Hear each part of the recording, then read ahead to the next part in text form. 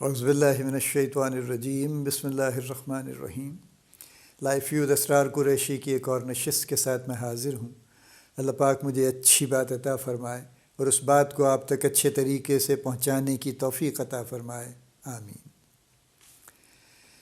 ایک اور معاملہ جو آپ نے بھی یقیناً نوٹ کیا ہوگا، میں نے بھی بہت نوٹ کیا ہے، وہ یہ ہے کہ ہمارے ہاں کتاب پڑھنے کا رواج کم ہو گیا ہے۔ یعنی جب میرا بچپن تھا اس وقت کتابیں بہت پڑھی جاتی تھیں، یعنی ہمیں کسی نے خاص طور پہ کوئی ایسا نہیں تھا کہ ہمارا بڑا ادبی گھرانہ تھا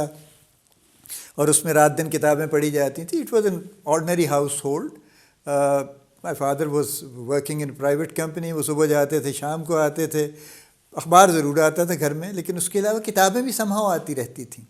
کسی نہ کسی حوالے سے کتابیں آتی رہتی تھیں۔ اور ہم نے بچپن سے جنوں پریوں کی کہانیاں پڑھنی شروع کیں، پھر سمہاؤ وہ حکایات سعدی اور گلستان سعدی اور بوستان سعدی کہیں سے آ گئیں، پھر وہ ہم نے کئی دفعہ پڑھ ڈالیں،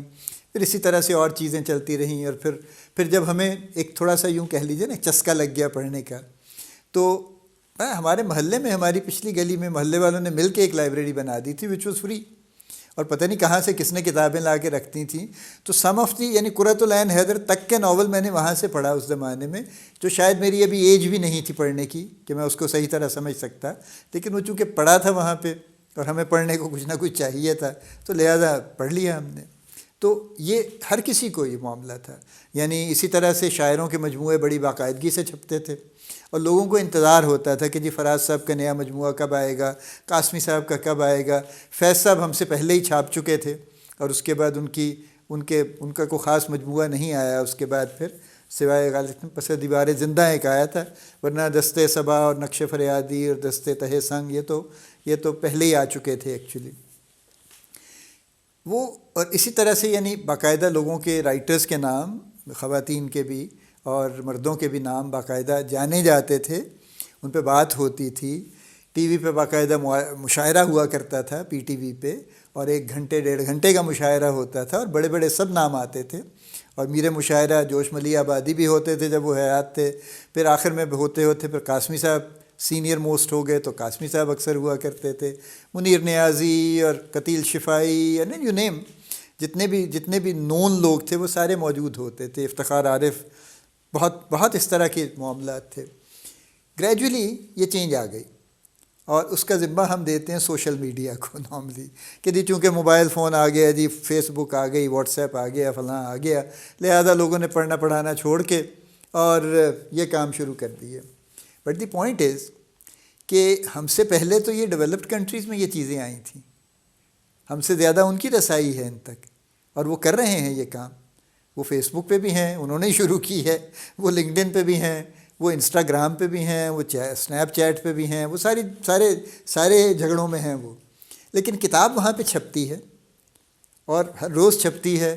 اور ہزاروں کی تعداد میں چھپتی ہے، اور اچھی کتاب لاکھوں کی تعداد میں چھپتی ہے اور پڑھی جاتی۔ اور اگر آپ نے سفر کیا ہے انٹرنیشنلی تو آپ نے دیکھا ہوگا کہ majority even in their city جب وہ کمیوٹ کرتے ہیں تو وہ بجائے فون دیکھنے کے وہ نارملی کتاب پڑھ رہے ہوتے ہیں۔ کان میں بے شک میوزک انہوں نے کوئی لگایا ہوا ہوگا لیکن اس کے ساتھ ایکچولی وہ کتاب پڑھ رہے ہوں گے، رادر دین ادھر ادھر دیکھنے کے اور لوگوں کو گھورنے کے، وہ اپنی کتاب پہ توجہ دے رہے ہوں گے۔ کتاب پڑھی جاتی ہے کیونکہ کتاب بہرحال ایک بہت بڑا سورس ہے، بہت بڑا سورس ہے بہت چیزوں کا، صرف علم کا ہی نہیں ہے یہ، بہت بڑی یوں کہہ لیجیے کہ زندگی بخش چیز ہے۔ سادہ لفظوں میں زندگی بخش چیزیں کیا ہوتی ہیں؟ ہمیں علم بھی چاہیے، ہمیں مسرت بھی چاہیے، ہمیں فرحت بھی چاہیے، ہمیں خوشی بھی چاہیے، ہمیں وجدان بھی چاہیے۔ یہ سب چیزیں کتاب سے ہی ملتی ہیں اور اس کے علاوہ بھی بہت کچھ ملتا ہے۔ کتاب پڑھنے کا معاملہ کم ہو گیا، ٹھیک ہے، اور اس کو لانے کی ضرورت ہے واپس، اور اس کو لانے کا طریقہ وہی ہے کہ پڑھنے کے لیے کچھ نہ کچھ، میرا خیال میں اگر میں 3 سٹیپس کی بات کروں تو شاید کتاب پڑھنے کا کچھ معاملہ چل پڑے۔ ایک تو یہ ہے کہ کچھ نہ کچھ ہر روز کا ایک ٹائم، چاہے آپ 15 منٹ نکالیے، چاہے آپ 1 پیج پڑھیے،